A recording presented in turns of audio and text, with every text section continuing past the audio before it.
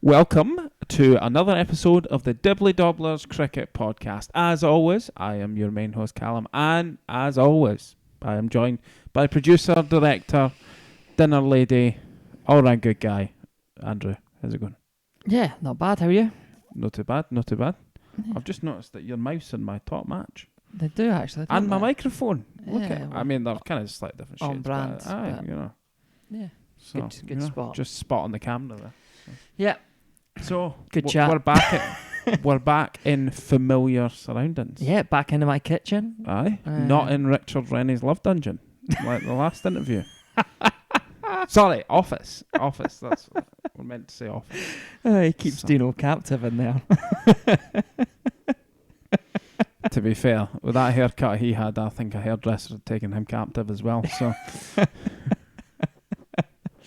Yeah. plus, what we do know now though is that nobody is ever going to appear on the podcast before going out to Spain ever again. I know, because we've done 2 interviews as preparation to the And European go, Cricket you're League." well going to win. Yeah, Easy. Easy, And then, yeah. You're going no. to smash it, and then you get beat in the final.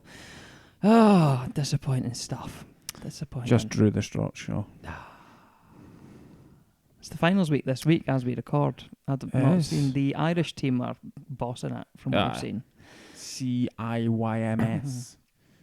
Yes. No, ICYMS. The Irish. something, No, it's Chris. something like that. Aye. The Belfast side, do they know?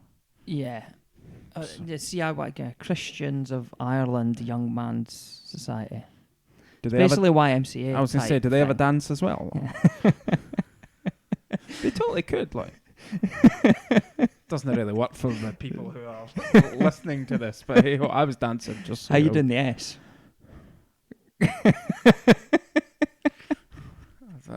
Oh, fantastic. Right, what have we got coming up on today's show? We have an interview again. We do. We have another interview. So we caught up with Ally Duncan, president of Largo Cricket Club. We've got a few things going on this year, 40th anniversary of the club. So will we just pass over to that interview? Let's just go to that now. Yeah, so over to our interview with Ally Duncan. So we are delighted to be joined by Largo Club President Ally Duncan. Ally, thank you very much for joining us. How are you today? I'm good, thanks. How are you boys? Yeah, not great. doing bad. Yeah. Not doing bad. Yeah, fantastic. So I guess we'll jump straight into it. Big year for Largo. 40th anniversary celebrations. So you were mentioning to us before we started recording, you've got a few events planned. Do you want to talk Yep. about them for a bit for us? Yeah, sure. So first up, we've got a dinner dance happening at one of the local venues near the ground, actually. It's a dinner dance with 3-course meal, live band, bit of a raffle thrown in, bit of fundraising. So that's on the 28th of April, so which we've now discovered is the day before we play you boys. So you'll be delighted. There might be some of our guys. It might be slightly a bit worse for wear. We Come the competitive following day, advantage which you'll for be us. delighted. We'll take it. I will supply a couple Absolutely. extra bottles of But as I spirits said- for the night. As I said to you, you know, I've extended the invite to you, so you boys are more than welcome to join in the festivities, you know, just so we're not even keel on the Saturday. Yeah, and then after that, we've got a match against the 40 Club on the 21st of May, Right. which is a Sunday. So we'll have various things on the go during the day for that, put on a special tea, all that sort of stuff. And then the big one for us is on the 28th of August, where we'll be playing the MCC. So we've managed to get those guys to come and play us, which was it was certainly a bit of a rigmarole trying to get them to come up and play us. You've got to jump through a few hoops to Yeah. persuade them to come and play you. But you know, we've cracked it, so we'll look forward to that. So that'll be a big day for the club, yeah, for sure. Playing the MCC in your 40th year is pretty good. Yeah. Yeah, no, that sounds fantastic. It'll be a good test as well, because some very, very good players play for the MCC side. Yeah, you guys had experience playing against them in any of your I've only ever experienced it on an umpiring side of things. Right. So, well, it was meant to be a multi-day game, but as being Scotland, there was actually no cricket on any day. So, Yeah. Yeah, no, but we're looking forward to it. We'll try and pull out the stops that day, make the East Drive ground look even better than it normally does. Hopefully, we'll get the sunshine as well, which will make all the difference. Yeah, Yeah, absolutely. Yeah. yeah. And your dinner dance, the tickets still available for that then? There's tickets absolutely still available for that. So you'll find it if people follow the club on Facebook, Twitter, all that. And there's details how to purchase tickets on the club website as well. So, yeah, if people want to just Google the old Largo Cricket Club, you'll be able Yeah. to download and the form to fill in for getting your tickets. Yeah, yeah. Fantastic. Yep. So folk are at a loose end on that evening. Get yourselves along to Largo. Absolutely. Should be a great 100%. night. always Yeah. good for a knee. Is it Celtic Rouge? Is it or something like that? The band? Yeah, they're essentially like they're like a wedding band, but they played at my dad's 75th birthday party a couple of years ago. So and they were excellent. So it was my wife that says, "Come on, you better get these guys. That'll get the party started." So Oh, I was good. like, "Right, okay." So thankfully they were available. So I know they'll be good. They'll be really Yeah. good. Yeah. Just Good. pretended someone was getting married. Is that it? You just as a wedding on. Yeah, just relive my marriage again. That's I don't know if that's a good idea, but anyway. Good tie-in though there. You mentioned your dad. I believe he was a founding member of the club, wasn't he? Is that He right? was, yeah, or he is, should I say? I'm talking about him in the past tense. He's still with us. Yeah, he is a founding member, past president as well. So kind of falling into the same position he was all those years ago. So yeah, 1983. It's quite astonishing. It's we've got to this point that there's some of these guys still around that started the club. So it makes it even special that they can join us and be there as well for the 40th anniversary celebration. So Yeah, absolutely. yeah. And so I guess coming obviously 40 years ago, club was founded. I think Callum, you'd mentioned that you sort of assumed there is a rich history of cricket in Fife. Largo, as long as I've been involved in cricket, I've been part of that scene. Remember us playing against Largo, although I don't think I actually played against Largo. I missed that game as a junior. Right. But yeah, so we'd have assumed that Largo would have been a bit about longer than that. So do you give us a bit of backstory of how the club came into being, I guess? Yeah, well, the club, yes, it's our 40th anniversary this year. So, yeah, the club was essentially reformed in 1983 because there had been a cricket club in existence in Largo back in the late 40s, early 50s. So I think it was like 1947 to about 1953. There was a club in Largo and played just very near to where the present ground is. Actually, it was just a little bit further along, apparently. Right. But the club folded for whatever reason, not quite sure why, but the club folded, and that was it until 1983 when a group of guys, which included my father, decided to start a cricket club. Basically, from a conversation in the Railway Inn in Lower Largo, which is the local pub where we still drink after the game from time to time. Although that sort of scene, sort of after cricket match scene, seems to have died a death a little bit these days. It But does a bit, aye. Yeah. but yeah, that's where it kind of started, and we struggled for 2 or 3 years in the early days to get ourselves a permanent ground. Mm-hmm. So there's a famous story, and I can vaguely remember because I was just a wee lad, but I remember they played along at Silverburn Park, which is just near Leven.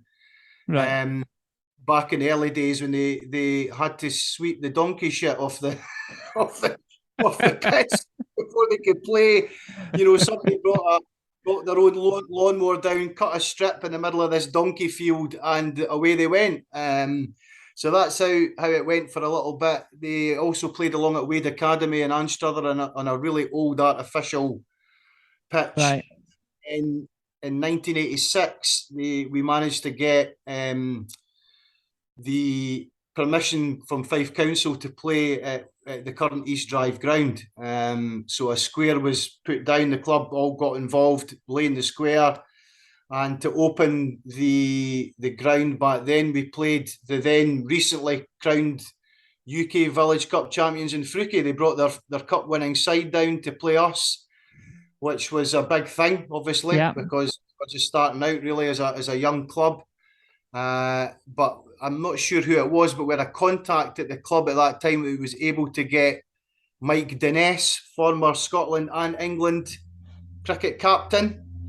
And he came and guested for Largo as a player that day. And there's Oh, wow. some photographs of the day, which is great, which we'll put on display. On the dinner dance night, and so people can have a look back at that day, which was really how the club really got kicked off. We basically just played friendlies for many years until the early 90s when we joined the East of Scotland League, and that's when we started cricket, and then obviously right up until 2019 was our kind of last season in the East of Scotland League, and that's why we've now come to the SPCU, which I'd alluded to you guys beforehand, that it makes sense for us because we're part of that Caledonian region, being north of the Firth. So it just makes sense that we would join the SPCU and become part of that. And thankfully, a lot of the other Fife clubs have done the same as well. Not all of them, but most of the surviving Fife clubs anyway, have done the same thing. So sometimes obviously this year you got a rivalry, within Fife as well, with the broader sort of everything that goes in the SPCU. So that's been a good thing, and less to travel as well. Yeah, absolutely. It's positive to see. Obviously, Broome Hall have followed this year as well. They've come over into the SPCU from the East. I'd heard rumours that Broome Hall were looking to join as well, and it's good that they have. I've not played at their ground for a long time, but it's certainly a nice little part of West Fife, just outside Dunfermline. So good lads as well. Yeah. Yeah, I encountered them at the AGM for the SPCU, so I think they're kind of keeping their foot in both camps a wee bit just now, because I think their twos are still playing Esker, but it's good to see. Right. Yeah, so I think they're just going to see how that. I think their twos setup worked for them, is all they said. But it's still good to see them. I think it's only Dunfermline and is it Dunakeer? Kirkcaldy. I think they're the only two fully Esker Fife clubs left now. So that's right. And the thing is, the SPCU is such a smaller league, or association, if you like, compared to the East of Scotland League or the West of Scotland District, Western Union, and even as a Aberdeenshire grade. So I think it's good if SPCUs want to survive and keep going, then it's going to benefit from having these teams in Fife coming to play. I know it's not been the traditional geographical region for the SPCU in the past, but the Fife clubs can certainly add something to the mix in terms of the SPCU for sure, definitely. No, I think you kind of do touch on it. It's the SPCU would probably, in reality, I mean, it's good to see the SPCU's moved to almost 3 full divisions this year. And all the same sort of size. So, and that wouldn't happen without the 511s being in there. So no, it's good to see. And I think we probably, we're not too bad not actually been based in Aberfeldy, but I'm sure a few of the Aberfeldy lads wish that they had as many local neighbours to play as you 5 guys have. Definitely. We bit of travelling, but it's a beautiful ground you've got. It's a beautiful spot. So yeah, it's no much better than that donkey field you were talking about, but it's all right. We'll get on the case this year. That's fine. No, we'll look forward to coming up there as well. Yeah, it's good, lovely. So before we'd come on recording, you'd obviously discussed about how Largo had reached sort of Esker Division 1. So obviously kind of touched on the history and things, but kind of what sort of looking at the club in the present and kind of club in the future, like what are sort of Largo's aims? You've produced some fantastic cricketers over the years. Yeah. I was part of a young Strathern side who watched Safa and Sharif put the ball into cow pats non-stop during the game, and a few other good players come through over the years. So, kind of what are the aims for the club? Yeah, I mean, the aims are obviously we're just kind of, I suppose, really in our second season, the SPCU proper season anyway. Yeah. So we're just looking to like our first team. We've got some good players. Not sure how many players we'll get back in terms of we were sort of fortunate in a way because we got some of the guys from when St Andrews Uni staff folded. Yeah. We got some of the guys. We've always had a close relationship with St Andrews Uni staff down the years. We've had many of their players have played for them when we were in the East of Scotland League. They were in the SPCU. They kind of played for both clubs, which was great. We've always maintained that kind of relationship with them, and that's even going back to the 90s. Right. We've had a lot of guys played for the uni staff that came and played for Largo latterly. So I'm not sure, but these guys sort of come and go a little bit because they're taking jobs elsewhere and whatever around it, all over the UK. So I'm not sure how many we'll get back this year, but we've got a core group of local guys that have come through our junior section, our Largo Lions section, which is always, like you've just touched on, we've produced a lot of good cricketers through that, and guys that have played cricket that have played cricket as kids and then they continued into adulthood, which is brilliant from our point of view. As long as everybody keeps playing cricket, we're happy. You touched on Safi there. I mean, Safi joined us. His dad played for us back in the early 2000s, mid 2000s. His dad played with us, Mohammed, and he brought Safi as just a tiny little guy to the senior training sessions on a Wednesday night, and yeah, you could even tell as a 13-year-old that he was a bit special. Something about him. Even he could bowl at a pretty rapid pace even then. And when I was captain back in 2006, I think 2007, around about that time, pre-season, I got a phone call from his dad. At this point, I think Safi was maybe about 15, and he'd been, tearing it up with the juniors, and he was captain of our under-15s, and it's the one and only time that we got to the semi-final of the under-15 Scottish Cup, which was, an amazing achievement for a club of our size and where we are, because they're kind of dominated by a lot of the bigger Edinburgh or Glasgow clubs, these cup competitions, particularly kids as well. So that was a big feather in the cap, and he was tearing it up even then. So his dad phoned me pre-season and said, Safi's ready. He's ready to play first team cricket.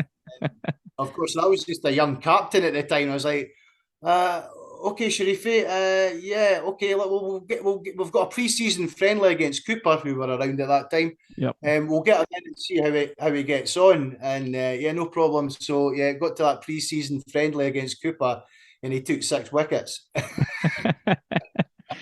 And I think we bowled them all out for 80 something, and Safi opened the bowling with his dad, and continued to do so right up until he left us, because he was getting way too good for us. So off he went to Dunfermline, I think, after he'd been with us. So yeah, and we've also, Ryan Brown is another one who currently plays for Heriots, and Callie as well. Ryan's dad, Ian, is a big part of the club. He's club treasurer, coach, does a lot of work on the ground, and is a big part of the club. And both his sons played cricket with Largo. Ryan's obviously gone on to play at a very good standard, and his youngest son Aidan still plays with us when he can, when he's not at university or whatever he's doing. So. But the other strange ones was Jamie Ritchie, the Scotland rugby captain, or the current Scotland rugby captain, played cricket with us as a kid as well. He's a really good cricketer when he was a youngster, but obviously he was better at rugby. So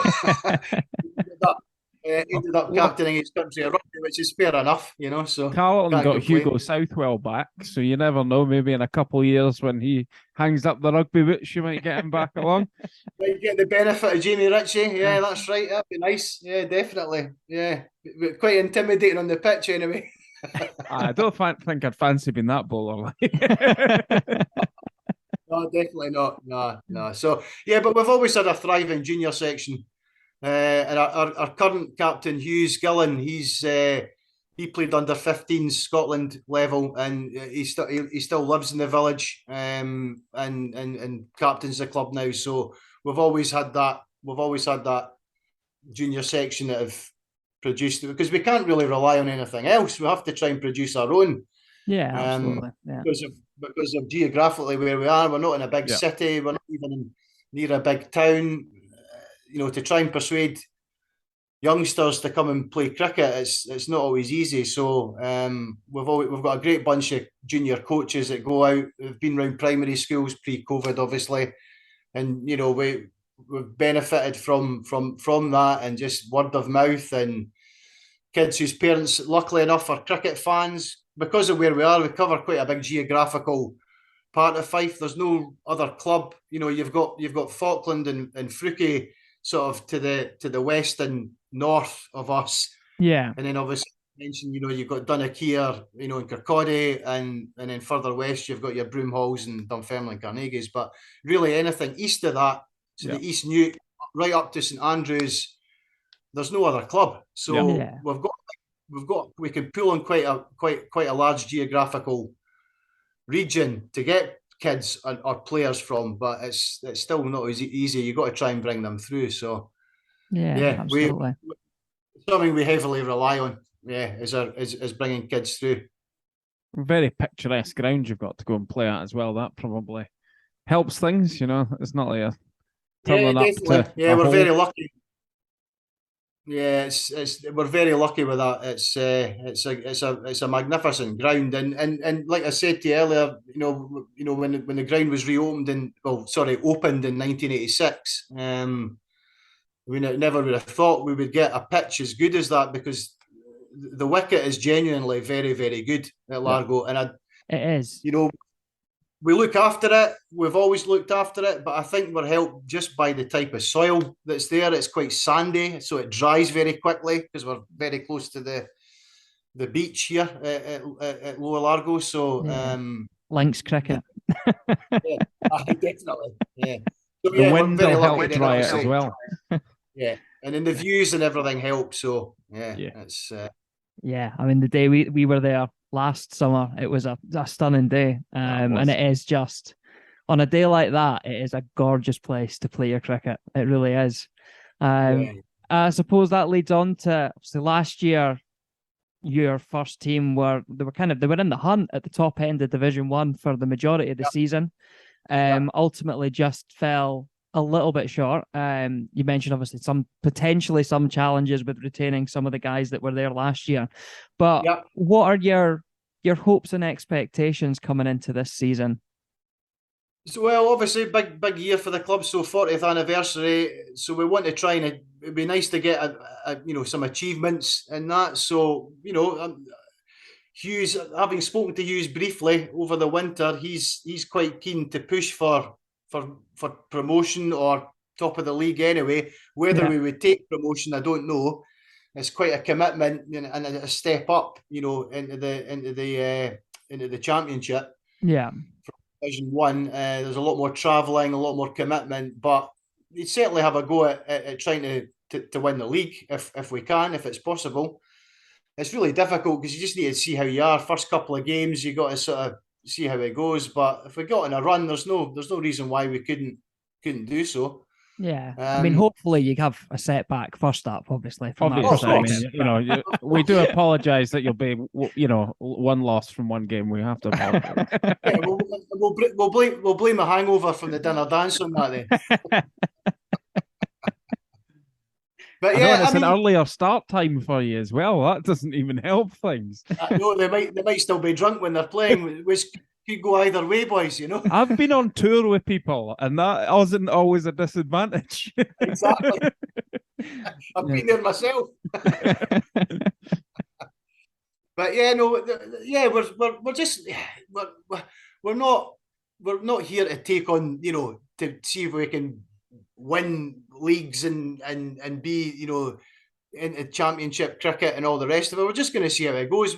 The guys just love playing. They just love playing cricket, and that's great. Yes, we like to everybody likes to win. There's a bit of a competitiveness there, but at the same time, we enjoy just playing cricket, playing on the ground that we do, that you've touched on, playing against guys like yourselves and all the other clubs that are around. It's just what we love doing, and we'll see we'll just see how the season pans out. For the first time in a few years, but we've entered into the Challenge Cup, Scottish Scotland Challenge Cup this year, because it was before it became the Challenge Cup. It used to be called the Small Clubs Cup. You guys will remember that, I'm sure. And we had a sort of modicum of success in that when it was the Small Clubs Cup back in the early noughties. We won it in 2002, which was amazing, and it was a great time with the club. We got to a couple of semi-finals, so we were always quite a good cup team. But just as sort of time went on, we got bogged down with a lot of league cricket in Esca, trying to push for promotion when we had a really good side to see how far we could get. And the sort of cup stuff kind of fell by the wayside a little bit. So it's nice. Just we thought, look, let's give it a crack this year and see what happens. 40th anniversary. See if we can get a little cup run going, which would be great. But I see we've got a tough draw. First up, we've got to go away to Crescent. I don't know a lot about, and obviously new guys in the SPCU as well, so don't know too much about them, but you've got to start somewhere, so we'll see how that first round match goes, and that's it. Yeah, there it goes. Absolutely. So it's good to see teams involved in cups, and maybe you can add the Village Cup going forward in time as well. Yeah, we've played in it in the past, and actually in the early days of the club, we used to play in the Village Cup. But our more illustrious neighbours, Falkland and Fruki, tend to do pretty well in that. So we've kind of just sort of kept our focus on things like the Small Clubs Cup and all that sort of thing. But yeah, we might look at doing that again at some point in the future. Yeah, definitely. Wouldn't rule it out. A bit of giant killing. Yeah. Yeah.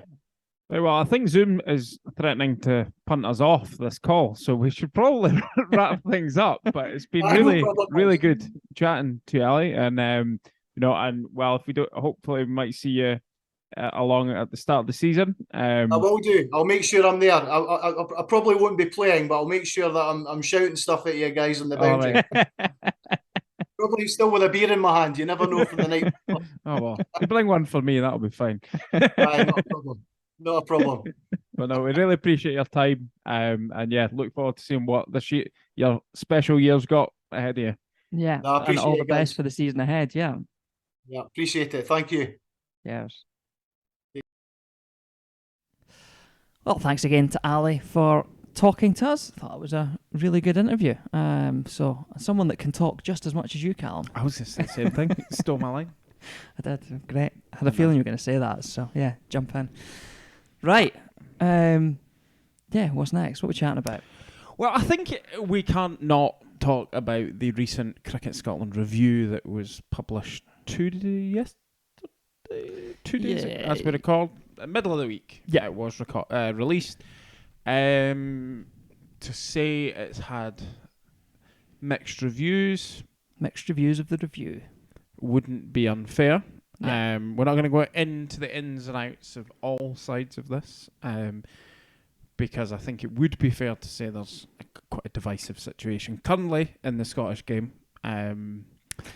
Which we've made a point of not really speaking about. And we will keep it that way. So, but I think there is. It was kind of known that it was coming. Was that there is a big part of the recommendation is.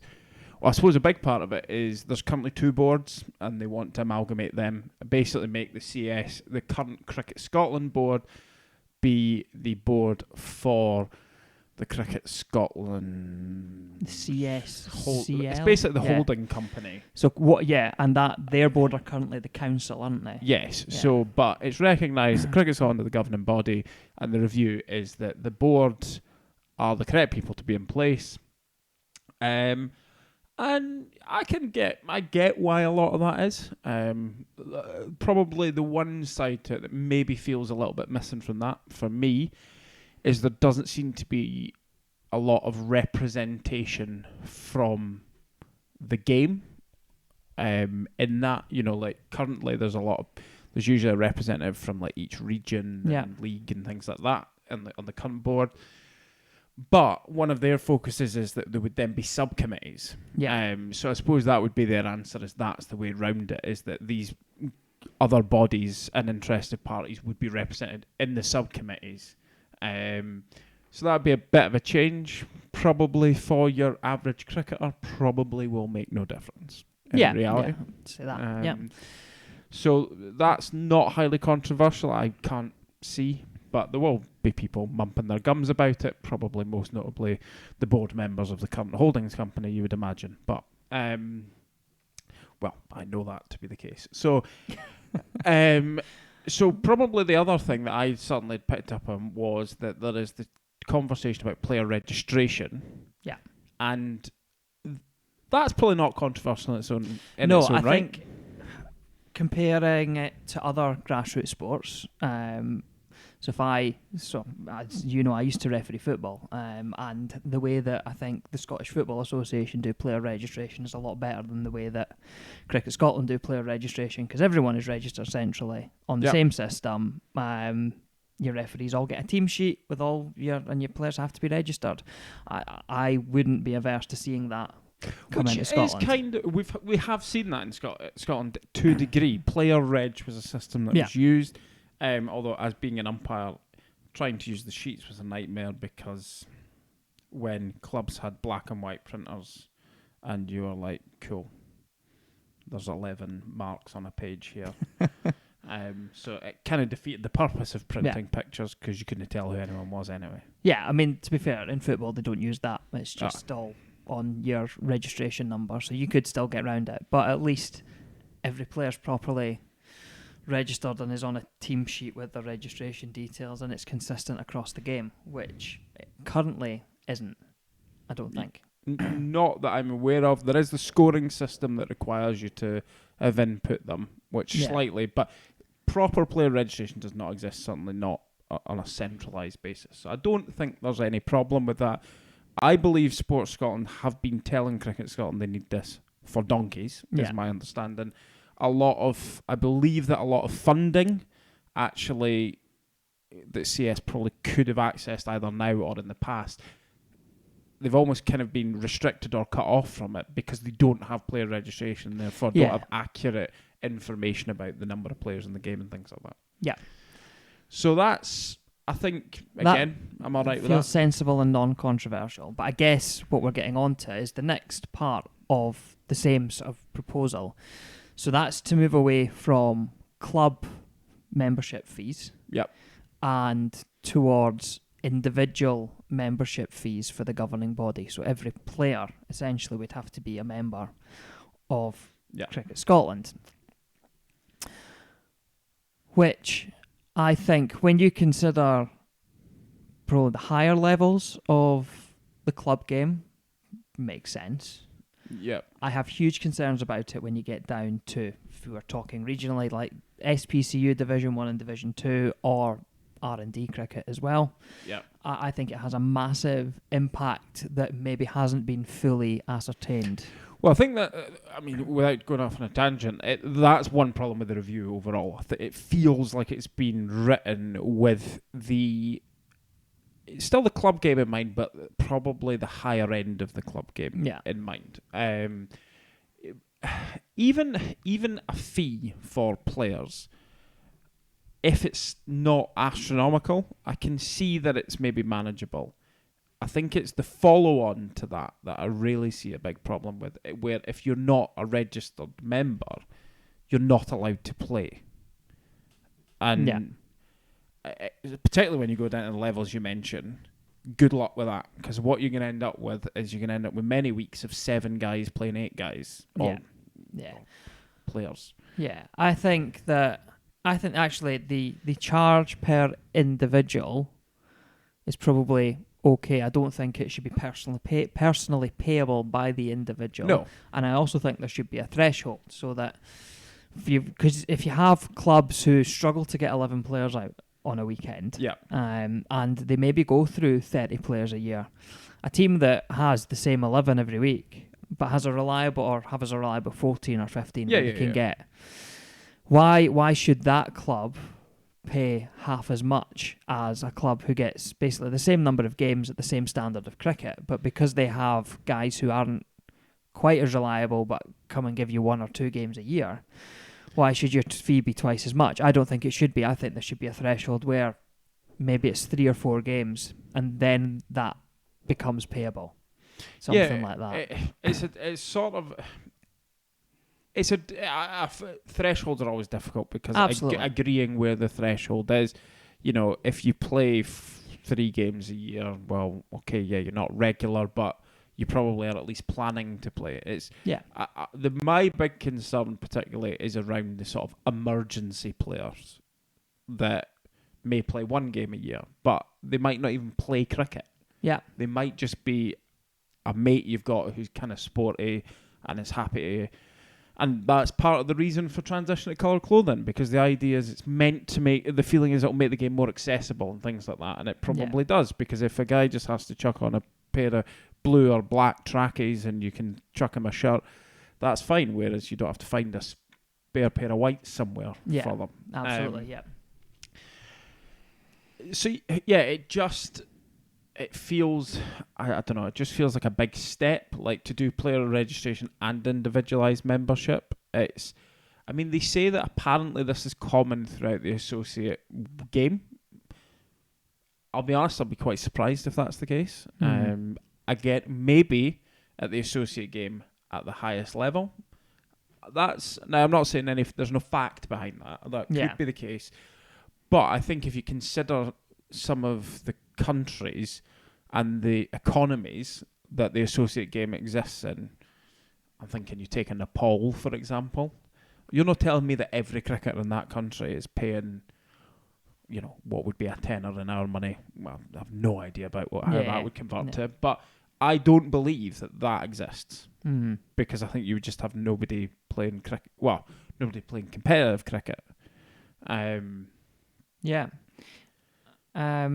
There's things that, again, there's the potential for, I'm going back to football because again it's something that I know, where amateur sides do have the ability to play a trialist, or sort of a temporarily registered player. And whether that again is something that could be implemented. But it feels, my concern is, and I know this is a concern that has been echoed by several people, is that Cricket Scotland have said this registration system is coming. The expectation seems to be that this registration system will probably be in place this year. I believe so. We are 4 weeks from the season starting and clubs haven't seen it yet. Cricket Scotland's AGM isn't due to be until after the season starts, so that's not very good. Yeah, so I think there's another huge headache coming, because they're probably going to try and force this registration system on for this season at no notice at all, and throw yet more pressure onto the grassroots game, which it could really do without. Yeah, and I think it's one of these things, like, I think there's a lot of question marks over it. I think player registration we can probably live with. Some of the reasons for it, there have been instances of players playing for teams they probably shouldn't be playing for, and that hasn't been picked up on. Now, if someone just lies about who they are, then, well, that gets around that anyway. So realistically, it happens at grassroots sport. Yeah. It happens with every grassroots sport across the country. So it's going to happen. But it's one of these things, is Cricket Scotland, it's a difficult time. Obviously, there's a lot of turmoil around the game just now, and I do feel a degree of sympathy towards Cricket Scotland about that. But they're not doing themselves any favours. Yeah, absolutely. Yeah. And I actually think the problem is there is no trust in Cricket Scotland. I That's pretty wholesale across the board. I feel wouldn't be unfair to say, if they want this, do it next year. Work it out. Speak to the clubs. Have the conversations. Figure out what that actually looks like in practice, and then implement it.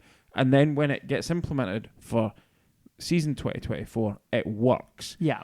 Because all I see that's going to happen is they are going to chuck. I think they will try and get this here in time for this season, because they also are going to try and score a win, because they've not really had many of those recently. But it's not going to work. Yeah. And faith in the organisation is just going to go down even further, because folk are going to be like, well, we've put all this effort in and it doesn't work anyway. Yeah. So, yeah, I mean, it'd be interesting to hear what other people think of this. So I'm very interested to hear from you. Obviously, catch us on Twitter at DibDobPod and let us know your thoughts. Or jump into the comment section on YouTube as well. Bit of a higher word count there as well. So if you want to leave a detailed response to this, then get on the YouTube comments. Aye. So, yeah, that is interesting stuff.